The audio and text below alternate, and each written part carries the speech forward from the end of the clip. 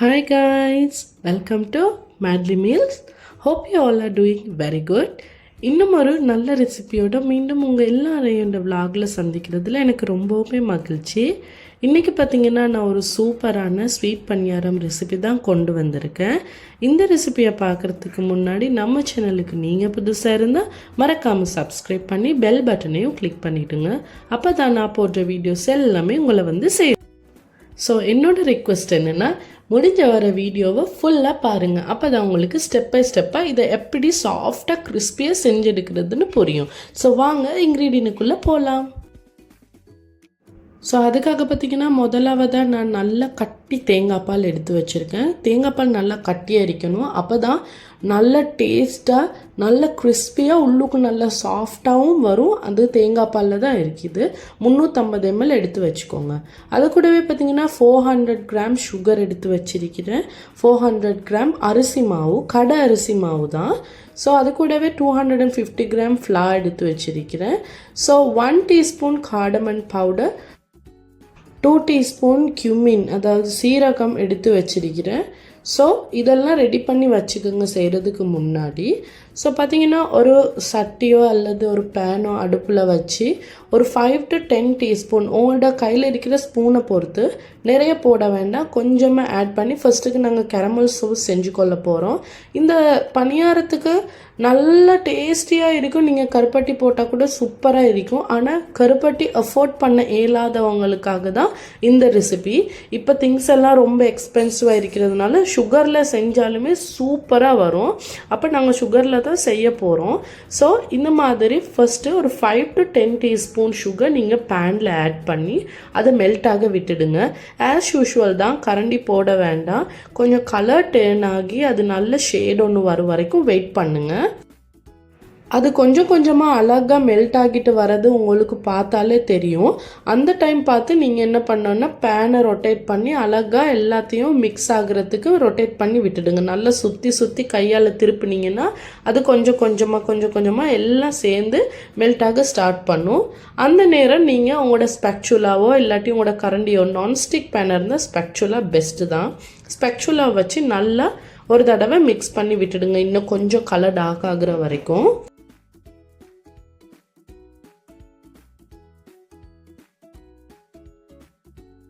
Colour dark ஆகினதுக்கப்புறம் ஸ்லிம்மில் வச்சுடுங்க உங்களோட ஃபயரை. நீங்கள் நல்லா குறைச்சிட்டு ஒரு 250 ml நல்லா கொதிக்கிற ஹாட் வாட்டர் ஒரு சைடால், ஒரு பக்கத்தால் நீங்கள் ஹாட் வாட்டரை ஆட் பண்ணிக்கிட்டு இன்னொரு கையால் மிக்ஸ் பண்ணி விட்டுட்டே இருங்க. அப்போ இந்த மாதிரி நல்லா எல்லாம் ஈவனாக மெல்ட் ஆகி வந்துடும். நல்லா கரைஞ்சி வந்ததுக்கு பிறகு உங்களோட பேலன்ஸ் இருக்கிற சுகர் எல்லாத்தையும் போட்டு நாங்கள் கேரமல் பண்ணி எடுத்துக்கொள்வோம். நல்லா மிக்ஸ் பண்ணி விட்டுட்டு நல்லா கரையை விட்டுட்டு ஒரு கொதி வந்த உடனே நாங்கள் இறக்கிட வேணும். ஏண்டா இந்த கேரமலில் தான் இருக்குது பணியாரம் கல்லாகிறதும் சாஃப்ட் ஆகிறதும். ஏன்னா சம்டைம் நீங்கள் ஒரு கம்பி பதம் கூட வந்துடக்கூடாது. வந்துடுச்சு அப்படின்னா உங்களோட பணியாரம் வந்து கல்லாகிறதுக்கு சான்ஸ் இருக்குது. ஸோ நல்லா கரைச்சி நல்லா மிக்ஸ் பண்ணி விட்டுட்டு நல்லா கொதிக்க விட்டுடுங்க. ஒரு கொதி வந்த உடனே நல்லா பபுள்ஸாக கொதிச்சு இந்த வீடியோவில் பார்த்தா உங்களுக்கு தெரியும். அப்படி வர டைமில் நீங்கள் அடுப்பை ஆஃப் பண்ணி எடுத்துடுங்க. நல்லா ஒரு தடவை கொதிக்க விட்டுடுங்க, அவ்வளோதான் கொதிக்கணும்.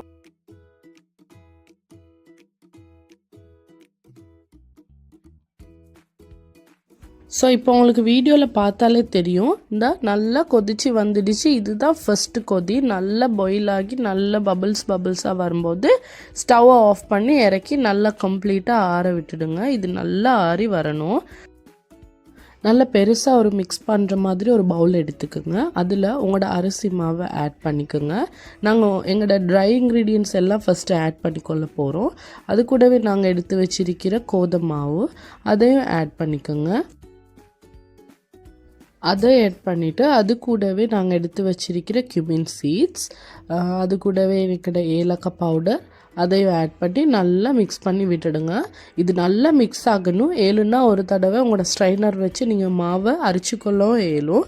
ஸோ நல்லா மிக்ஸ் பண்ணி விட்டுடுங்க. ஒரு தடவை ஃபுல்லாக கம்பைன் ஆகி வரணும் மாவு. நல்லா மிக்ஸ் பண்ணதுக்கப்புறமா எங்களோட பானி இந்த டைமில் கம்ப்ளீட்டாக, அதாவது 0 சூடு இல்லாமல் நல்லா கம்ப்ளீட்டாக ஆறி இருக்கணும். அதுக்கப்புறமா அதை கொஞ்சம் கொஞ்சமாக ஆட் பண்ணி மிக்ஸ் பண்ணி விட்டுடுங்க.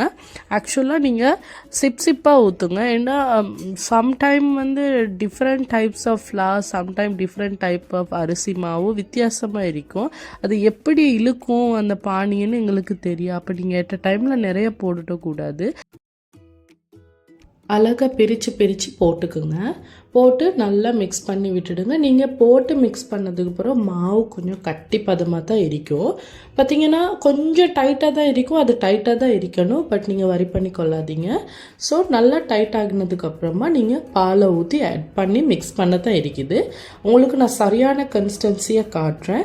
இப்போ இந்த பதத்துக்கு அப்புறம் பாலை கொஞ்சம் கொஞ்சமாக ஊற்றி, தேங்காய் பாலை ஊற்றி நல்லா மிக்ஸ் பண்ணி எடுத்துக்கோங்க.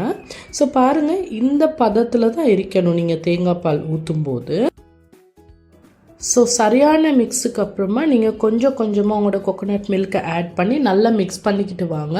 ஒரு விஸ்கர் இருந்துச்சுன்னா பெஸ்ட்டு. விஸ்கால் நல்லா சுற்றி லம்ப்ஸ் இல்லாமல், சின்ன சின்ன லம்ப்ஸ் இருந்துச்சுன்னா பரவாயில்ல, நீங்கள் கையால் நல்லா அதை எடுத்து நெசுக்கி விட்டுடுங்க. 0 லம்ப்ஸ் இருக்கணும், லம்ப்ஸே இருக்கக்கூடாது. ஸோ தேங்காய் பாலை ஊற்றி கொஞ்சம் கொஞ்சமாக மிக்ஸ் பண்ணி எடுத்ததுக்கு அப்புறமா இதுதான் இந்த கன்சிஸ்டன்சி தான். எல்லாம் ஒரே அடிக்கு விழணும் ரிபன் மாதிரி. ஸோ அதுதான் சரியான கன்சிஸ்டன்சி. அந்த கன்சிஸ்டன்சியில் எடுத்தால் போதும். எனக்கு 350 ml பாலுமே போக இல்லை, கொஞ்சம் பேலன்ஸ் ஆச்சு. பாருங்கள், இந்த மாதிரி கொஞ்சம் பேலன்ஸ் ஆகி இருக்குது ஒரு 50 ml மாதிரி. ஸோ இப்போ இந்த பேட்டரை 2 ஹவர்ஸ்க்கு மாதிரி கவர் பண்ணி வச்சுடுங்க செட் ஆகுறதுக்கு. ஆஃப்டர் 2 ஹவர்ஸ் இந்த பேட்டர் இப்படி தான் இருக்கும். இதை விட கொஞ்சம் திக்காக இருந்துச்சு அப்படின்னா இன்னும் கொஞ்சம் தேங்காய் பால் ஊற்றி கொஞ்சமாக லூஸ் ஆக்கி எடுத்துக்குங்க. பாருங்கள், நல்ல பெட்டர் செட் ஆகி வந்துட்டு இந்த டைமில் கொஞ்சம் பிஞ்ச் ஆஃப் சால்ட் ஆட் பண்ணிக்கோங்க. நான் ஆஸ் யூஷுவலாக சொல்கிறது தான், இந்த ஸ்வீட்டுக்குமே சால்ட் ஆட் பண்ணிங்கன்னா அது டேஸ்ட்டு அல்டிமேட்டாக இருக்கும். ஸோ இது நல்லா ரெடியாகி வச்சுட்டு ஒரு பேனில், உங்களோட கடாயில், பொரிக்கிற கடாயில் ஒரு ரிக்வயர்ட் அமௌண்ட் தான், நிறைய நல்லா ஃபுல்லாக ஊற்றிட வேண்டாம். ஒரு கணக்கான சட்டியில் ஒரு 1/4 பகுதிக்கு நீங்கள் தேங்காய் எண்ணெய் ஊற்றி நல்லா சூடாக்கிக்கோங்க. ஏதாவது ஒரு கப்பை மெஷர்மெண்ட்டாக எடுத்துக்கோங்க. அப்போ எல்லா பணியாரமுமே ஒரே ஷேப்பில் வரும். ஸோ கப்பில் பேட்டரை எடுத்து சட்டிக்கு, அதாவது ஒயிலுக்கு க்ளோஸில் கிட்ட கொண்டு போயிட்டு ஒரே பகுதியில் அதை ஊற்றிடுங்க. ஊற்றின பிறகு நீங்கள் பார்த்தீங்கன்னா உங்களுக்கு தெரியும், அழகாக பணியாரம் புஃப்னு பொங்கி வரும். ஸோ சரியாக பொங்கி வர காட்டியாலும் நீங்கள் வெயிட் பண்ணுங்கள். ஸோ அது அழகாக பொங்கி ஒரு ஷேப்பில், ஒரு அழகான ஷேப்பில் நல்ல கலரோடு வந்ததுக்கு அப்புறமா மற்ற சைடை டர்ன் பண்ணி விட்டுடுங்க. ஸோ நீங்கள் அதை ஃபயர் பார்த்திங்கன்னா நீங்கள் இந்த பெட்டரை போடும்போது ஒரு ஸ்லிம்மான ஃபயரில் வச்சுக்கோங்க. அதுக்கப்புறமா கொஞ்சமாக மீடியம் ஆக்கிக்கோங்க, மறுபடி ஸ்லிம் ஆக்கிக்கோங்க. நீங்கள் உங்களோட கையால் அட்ஜஸ்ட் பண்ணி தான் இதை நீங்கள் ஃப்ரை பண்ணி எடுக்கணும். அப்போ தான் இது நிறைய எண்ணெயும் குடிக்காது, ஒரு அழகான ஷேப்பில் எல்லாமே ஒரே ஷேப்பில் உங்களுக்கு கிடைக்கும். பார்க்கவே கலர் சூப்பராக இருக்குது கைஸ். டேஸ்ட்டு மெயின் பார்த்தீங்கன்னா ஸ்மெல்லு அல்டிமேட்டாக இருக்குது. உங்களுக்கு பார்த்தா தெரியும். கப்பை க்ளோஸ் அப்பில் கொண்டு போயிட்டு நீங்கள் ஒரு பணியாரமாக தான் இதை சுட்டு எடுக்கணும். நீங்கள் அட் அ டைமில் நிறைய சுட முடியாது. ஸோ அழகான பதத்தில் எடுக்கணும் அப்படின்னா நீங்கள் ஃபயரை அட்ஜஸ்ட் பண்ணிக்கோங்க. அதுதான் மெயின் விஷயம். ஊற்றின உடனே பாருங்கள், அழகாக புஃப்னு பொங்கி வரும். பார்க்கவே சூப்பராக இருக்கும். ஸோ டேஸ்ட்டுமே அல்டிமேட்டாக இருக்கும். ஸோ ஃபஸ்ட்டு பணியாரத்தை நீங்கள் பொரித்து எடுத்துகிட்டு உங்களோட அடுப்பு ஸ்லிம்மில் வச்சுடுங்க மறுபடியும்.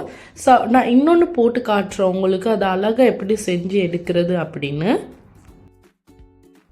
நீங்கள் ஃப்ரை பண்ணி எடுத்ததுக்கப்புறமா மெயின் விஷயம் என்னென்னா, நீங்கள் ப்ரெஸ் பண்ணிடாதீங்க. உங்களோட பணியாரத்தை நீங்கள் ப்ரெஸ் பண்ணிடவே கூடாது. ப்ரெஸ் பண்ணால் அது அப்படியே அமர்ந்து போயிடும் உள்ளுக்கு. இந்த டெசர்ட்டை செய்ய உங்களுக்கு மிச்ச நேரம் எடுக்காது கைஸ், 2 hours மாதிரி தான் எடுக்கும். ஸோ பெட்டரை நீங்கள் மார்னிங் ரெடி பண்ணி வச்சுட்டிங்க அப்படின்னா ஈவினிங் உங்களுக்கு ஃப்ரெஷ்ஷாக பொரிச்சு கொடுக்கலாம். சின்ன குழந்தைங்கள்லாம் விரும்பி டீயோடு சாப்பிடுவாங்க. வீட்டில் பெரியவங்களுமே ரொம்பவுமே விரும்பி சாப்பிடுவாங்க. ஆனால் நாங்கள் குழந்தைங்களுக்காகத்தானே எல்லாம் பார்த்து செய்வோம். ஸோ இதை நீங்கள் டெஃபினட்டாக ட்ரை பண்ணி பாருங்கள். டேஸ்ட் அல்டிமேட்டாக இருக்கும். எண்ணெயுமே அவ்வளோ குடிக்காது. இந்த கொஞ்சம் எண்ணெயிலே உங்களுக்கு 20 to 25 பீஸ் பொரிச்சு எடுத்துக்கலாம். இதை விட சின்னதாக கூட உங்களுக்கு பொரிச்சு வச்சுக்கொள்ளலும். ஸோ பாருங்கள், எங்களோட பணியாரம் சூப்பராக வந்திருக்குது. நீங்கள் ட்ரை பண்ணிங்க, உங்களுக்குமே இதே மாதிரி கிடைக்கும். ஆஸ் யூஷுவல் நான் சொல்கிற மாதிரி என்னோட எல்லா ஸ்டெப்ஸையுமே சரியாக ஃபாலோ பண்ணிங்க அப்படின்னா உங்களுக்கு சூப்பரான இந்த பணியாரம் கிடைக்கும். இந்த வீடியோ பார்த்து யூஸ்ஃபுல்லான டிப் எடுத்திருப்பீங்கன்னு நான் டெஃபினட்டாக நம்புகிறேன். இதே போல் இன்னும் நிறைய நல்ல ரெசிபீஸ், நல்ல வீடியோஸோடு நான் மீண்டும் வந்து உங்களை சந்திப்பேன். இந்த வீடியோ உங்களுக்கு பிடிச்சிருந்தா லைக் பண்ணுங்கள், சப்ஸ்கிரைப் பண்ணுங்கள், மறக்காமல் பெல் பட்டனையும் கிளிக் பண்ணிவிடுங்க. இதே போல் இன்னும் ஒரு நல்ல ரெசிபியோட மீண்டும் வந்து உங்களை சந்திக்கும் வரை until then take care. Bye bye.